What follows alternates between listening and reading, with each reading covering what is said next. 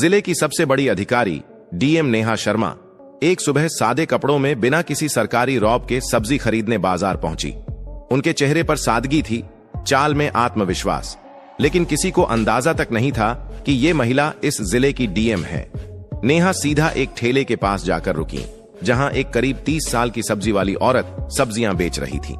नेहा ने मुस्कुराकर उससे सब्जियों के दाम पूछे ही थे कि तभी एक छोटा बच्चा दौड़ता हुआ आया और उस औरत से लिपट कर बोला, मम्मी मुझे स्कूल छोड़ दो ना, लेट हो रहा है, नहीं तो टीचर डांटेंगे। सब्जी वाली बोली, बेटा थोड़ी देर रुक जा, मैं पहले इनको सब्जी दे दूं, फिर तुझे छोड़ने चलेंगे। बच्चा जिद करता रहा, नहीं मम्मी अभी चलो ना प्लीज, बहुत देर हो गई है। यह सब देखकर डीएम नेहा शर्मा का दिल पसीज गया। वो मुस्कुराकर बोली, आप बच्चे को स्कूल छोड़ आइए, मैं आपकी दुकान संभालती हूं। सब्जी वाली थोड़ी हिचकिचाई, पर नेहा के भरोसे भरे लहजे ने उसे हिम्मत दी। उसने कहा, ठीक है बहन, मैं जल्दी लौट आऊंगी। और फिर वो अपने बेटे को लेकर स्कूल की ओर निकल गई। इधर नेहा ठेले पर खड़ी थी, चारों ओर के माहौल को गौर से देख रही थी। तभी एक मोटरसाइकिल ठेले के पास आकर रुकी। उस पर बैठा इंस्पेक्टर आदित्य वर्मा था। उसने उतरते ही थोड़ा तंज में कहा, तू कब से यहां सब्जियां बेचने लगी? यहां तो एक औरत हुआ करती थी, वो कहां गई? नेहा कुछ कहती, उससे पहले ही वह सब्जी वाली औरत वापस लौट आई। इंस्पेक्टर को देखकर उसके चेहरे पर घबराहट छा गई। झुककर बोली, क्या चाहिए आपको इंस्पेक्टर साहब? जो मन हो ले लीजिए। इंस्पेक्टर ने बेजा हुक्म दिया, आधा किलो टमाटर दे, 1 किलो भिंडी और आधा किलो परवल भी देना। औरत ने बिना कुछ कहे जल्दी जल्दी सब्जियां तौल दी। इंस्पेक्टर बिना एक भी पैसा दिए मोटरसाइकिल पर बैठा और चलता बना। यह सब देख नेहा शर्मा स्तब्ध रह गईं। कुछ पल खामोशी में बीते, फिर उन्होंने सब्जी वाली से पूछा, बहन उसने पैसे क्यों नहीं दिए? आपने उससे कुछ कहा क्यों नहीं? औरत की आंखों में मजबूरी साफ दिख रही थी।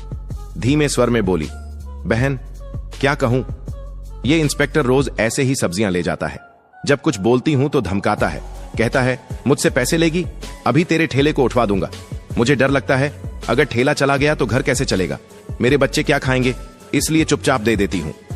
यह सुनकर डीएम नेहा शर्मा के चेहरे का रंग बदल गया। अंदर तक हिल गईं वो।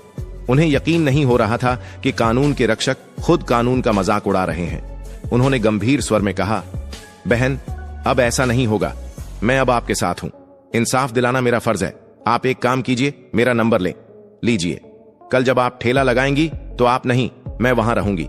आप घर पर आराम कीजिए, बाकी मैं देख लूंगी कि वो इंस्पेक्टर पैसे देता है या नहीं, और अगर नहीं देता तो मैं उसे कानून की ताकत दिखाकर ही रहूंगी। औरत की आंखों में आंसू थे, लेकिन पहली बार उसमें राहत और उम्मीद झलक रही थी। अगली सुबह नेहा शर्मा ने एक गांव की औरत का भेष बनाया। ना कोई मेकअप, ना कोई पहचान। साधारण साड़ी पहने, सिर पर पल्लू रखे वो ठेले पर आ खड़ी हुई। ठेले पर ढेर सारी सब्जियां सजाई गईं। सब कुछ तैयार था। कुछ ही देर में वही इंस्पेक्टर आदित्य वर्मा अपनी मोटरसाइकिल पर वहां पहुंचा। इंस्पेक्टर आदित्य वर्मा ने अपनी मोटरसाइकिल ठेले के पास लगाई और घूरते हुए बोला, क्या बात है, आज फिर तुम यहां? वैसे तुम उसकी क्या लगती हो? कल भी तुम यहीं थी और आज भी? नेहा शर्मा, जो अब भी गांव की एक आम महिला के रूप में खड़ी थीं, धीरे से बोली, मैं उसकी बहन हूं, इसलिए आज उसकी जगह ठेला संभाल रही हूं। इंस्पेक्टर ने घिनौनी मुस्कान के साथ कहा, तो तुम तो अपनी बहन से भी ज्यादा खूबसूरत निकली, बहुत प्यारी लग रही हो आज। फिर आंखों से उसे ऊपर से नीचे तक देखता रहा और बेहूदे लहजे में बोला, वैसे छोड़ो ये सब, मुझे 1 किलो टमाटर चाहिए और साथ में थोड़ा धनिया और मिर्च भी दे देना। नेहा ने बिना कोई प्रतिक्रिया दिए सब्जियां तौली और चुपचाप उसके हाथ में दे दी। जैसे ही इंस्पेक्टर सब्जियां लेकर पलटने लगा और मोटरसाइकिल स्टार्ट की, नेहा ने सख्त आवाज में कहा, रुकिए, आपने अभी तक सब्जियों के पैसे नहीं दिए, सब्जियों के पैसे दीजिए, ऐसे नहीं चलेगा। इंस्पेक्टर झुंझलाकर बोला, कौन से पैसे? मैं तो रोज फ्री में लेता हूं, अपनी बहन से पूछ लेना, वो तो कुछ नहीं कहती, और तुम ज्यादा जुबान मत चलाओ मेरे सामने। वो फिर से जाने लगा।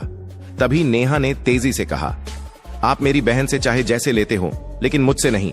सब्जियों के पैसे देने होंगे, हमें भी पैसे खर्च करके ही ये सब्जी लानी पड़ती है, और अगर हम एक दिन सब्जी न बेचें तो हमारे घर का चूल्हा नहीं जलता। आप जैसे लोग फ्री में सब्जी ले जाकर हमारे पेट पर लात मारते हैं। इतना सुनना था कि इंस्पेक्टर का घमंड भड़क उठा। उसने गुस्से में आकर एक जोरदार थप्पड़ नेहा के गाल पर जड़ दिया। नेहा लड़खड़ाई, लेकिन खुद को संभाल लिया। आंखों में आंसू थे, लेकिन आत्मसम्मान अब और चुप रहने को तैयार नहीं था।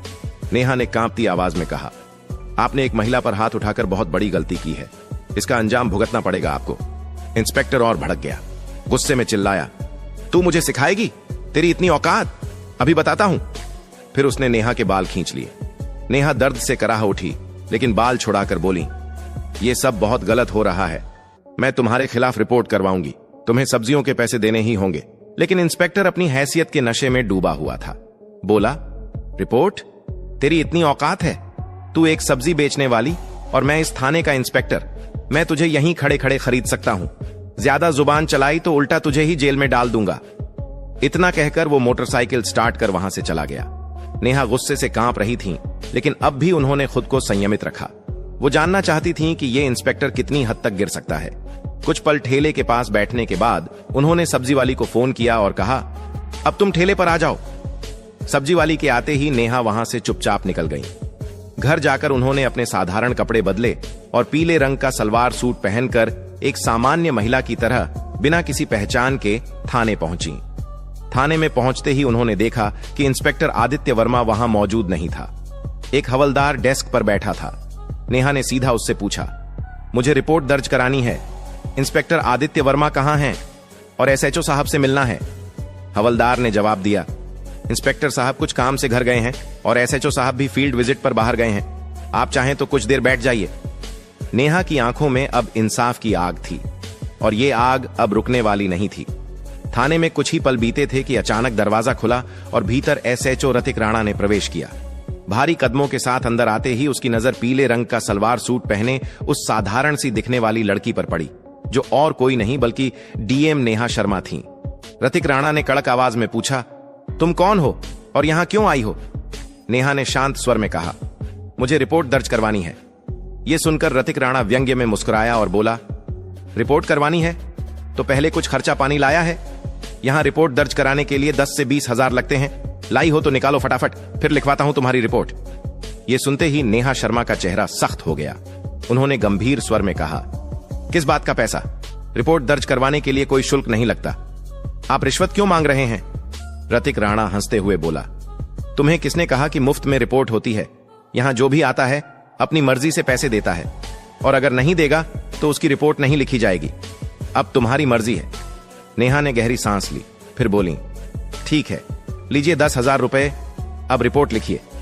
पैसे लेते ही आर्तिक राणा ने पूछा, बताओ किसके खिलाफ रिपोर्ट है? नेहा ने गंभीर होकर कहा, इंस्पेक्टर आदित्य वर्मा के खिलाफ। उन्होंने एक सब्जी बेचने वाली औरत से बदतमीजी की।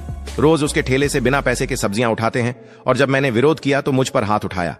मैं इस पर सख्त कानूनी कार्रवाई चाहती हूं। रतिक राणा का चेहरा स्याह पड़ गया।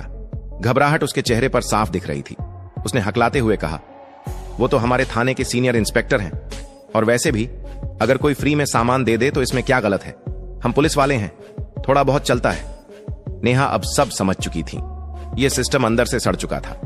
ये केवल वर्दी नहीं, गरीबों की मजबूरी का सौदा कर रहे थे। उन्होंने कुछ नहीं कहा, बस चुपचाप थाने से निकल गईं।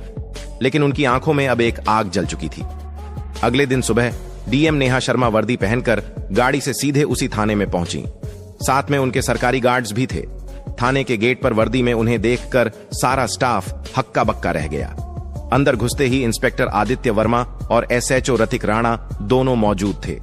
दोनों के चेहरे पर हवाइयां उड़ गईं जब उन्होंने सामने उसी लड़की को देखा जिसे उन्होंने अपमानित किया था। लेकिन आज वो आम औरत नहीं थी, बल्कि जिले की डीएम थी। घबराए हुए दोनों एक साथ बोले, आप कौन हैं और ये वर्दी क्यों पहनी है? नेहा की आंखें अब एक अधिकारी की गरिमा से चमक रही थीं। उन्होंने गंभीर स्वर में कहा, वर्दी नहीं दिख रही? मैं हूं इस जिले की डीएम नेहा शर्मा और मैं अब सब जान चुकी हूं कि इस थाने में किस तरह गरीबों को धमकाया जाता है, उनसे पैसे ऐंठे जाते हैं और कानून के नाम पर अत्याचार किया जाता है। दोनों के पांव तले जमीन खिसक गई। घबराहट में उनकी आवाज कांपने लगी। मैडम, ये क्या कह रही हैं आप? अगर आप वाकई डीएम हैं तो हमें कोई आईडी दिखाइए। नेहा ने बिना एक शब्द कहे अपने बैग से सरकारी पहचान पत्र निकाला और आर्तिक राणा के सामने रख दिया। आईडी देखकर रतिक राणा के हाथ कांपने लगे। उसके चेहरे से सारा रंग उड़ गया। तुरंत हाथ जोड़ते हुए नीचे झुक गया। माफ कर दीजिए मैडम, मुझे नहीं पता था कि आप डीएम मैडम हैं। मुझसे बहुत बड़ी गलती हो गई। पीछे खड़ा इंस्पेक्टर आदित्य वर्मा भी अब तक घबराया हुआ था। वह भी हाथ जोड़कर बोला, मैडम जी माफ कर दीजिए, जो हुआ गलती में हुआ, आगे से कभी नहीं होगा। दोनों अधिकारी अब शर्मिंदगी में सिर झुकाए खड़े थे। लेकिन डीएम नेहा शर्मा की आवाज में अब कोई नरमी नहीं थी। उन्होंने कठोर स्वर में कहा, आज से तुम दोनों सस्पेंड हो। वर्दी पहनकर तुमने क्या किया है उसका हिसाब अब कानून करेगा। इस जिले में अब गरीबों का अपमान नहीं होगा, ना ही वर्दी की आड़ में लूटपाट। फिर उन्होंने पीछे खड़े स्टाफ को निर्देश दिया, इन दोनों को तत्काल प्रभाव से निलंबित किया जाए और इनके खिलाफ विभागीय जांच शुरू हो। पूरा थाना अब खामोश था। डीएम नेहा शर्मा ने एक बार फिर साबित कर दिया था कि वर्दी सिर्फ ताकत नहीं, जिम्मेदारी का प्रतीक होती है। डीएम नेहा शर्मा ने कड़े स्वर में दोनों अफसरों की ओर देखा और बोली, तुम दोनों माफी के लायक नहीं हो। आज जो तुमने किया है वो एक अधिकारी नहीं, एक अपराधी करता है। अगर मैं तुम्हें माफ कर दूंगी तो तुम फिर वही हरकतें करोगे, फिर किसी गरीब को कुचलोगे, फिर किसी मासूम की आवाज दबाओगे। इतना कहकर वो आगे बढ़ने लगी, लेकिन तभी इंस्पेक्टर आदित्य वर्मा और एसएचओ रतिक राणा दोनों उनके पैरों में गिर गए। आंखों में पश्चाताप और चेहरे पर शर्म साफ झलक रही थी। मैडम, आप बिल्कुल सही कह रही हैं, हम वाकई माफी के लायक नहीं, रतिक राणा बोला। लेकिन एक आखिरी मौका दीजिए, हम सच में बदल जाएंगे। आज के बाद किसी गरीब को नहीं सताएंगे, किसी से फालतू पैसे नहीं लेंगे और हर फरियादी की इज्जत करेंगे। आदित्य वर्मा ने भी सिर झुकाकर कहा, हमें माफ कर दीजिए मैडम, वादा करते हैं कि दोबारा ऐसी गलती नहीं होगी, और अगर हो भी गई तो आप हमें सस्पेंड नहीं, सीधे जेल भेज देना। नेहा शर्मा कुछ देर चुप रहीं। उनकी आंखें दोनों की नम आंखों और डरे हुए चेहरे पर टिक गईं। फिर उन्होंने गहरी सांस ली और गंभीर स्वर में बोली, ठीक है, मैं तुम्हें माफ कर रही हूं, लेकिन ये आखिरी मौका है। अगली बार अगर किसी भी गरीब की आवाज मुझ तक पहुंची, अगर फिर किसी ने कहा कि थाने में अन्याय हुआ है, तो मैं तुम दोनों को सिर्फ सस्पेंड नहीं, सलाखों के पीछे डालूंगी, और इस बार कोई माफी नहीं होगी। दोनों अफसरों ने सिर झुका लिया।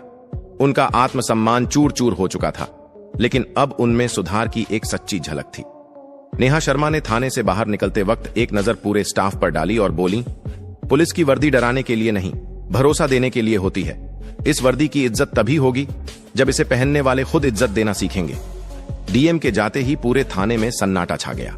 सबके चेहरों पर शर्म और सोच की लकीरें थीं।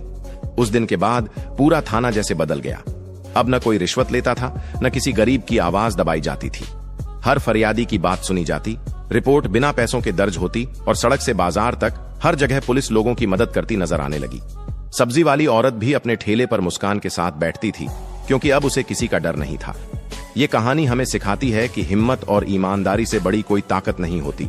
अगर किसी पद पर बैठा व्यक्ति अन्याय करता है तो उसकी वर्दी नहीं, उसके कर्म बोलते हैं, और जब सच बोलने वाला उठ खड़ा होता है तो पूरा सिस्टम बदल सकता है।